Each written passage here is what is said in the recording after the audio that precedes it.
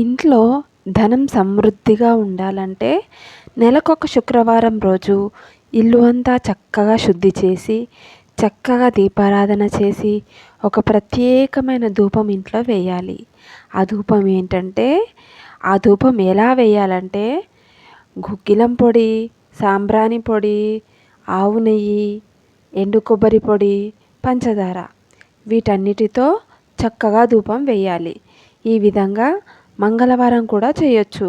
జాగ్రత్తగా గుర్తుపెట్టుకోండి. గుగ్గిలం పొడి పొడి పొడిగా ఉండాలి. గుగ్గిలం పొడి సాంబ్రాణి కడ్డీ షాపులో అమ్ముతారు కదా, అదే సాంబ్రాణి కడ్డీ షాపులో దొరికే ఏదైనా పర్వాలేదు. కొంచెం ఆవు నెయ్యి, కొంచెం ఎండు కొబ్బరి పొడి, కొంచెం పంచదార, ఈ విధంగా ధూపం అనేది వేయాలి. ధూపం అంటే తెలుసు కదా, బొగ్గులను నిప్పులుగా చేసి ఆ నిప్పుల మీద ఈ పదార్థాలతో ధూపం వేయాలి. అన్ని గదులలో అన్ని మూలలు తిప్పాలి.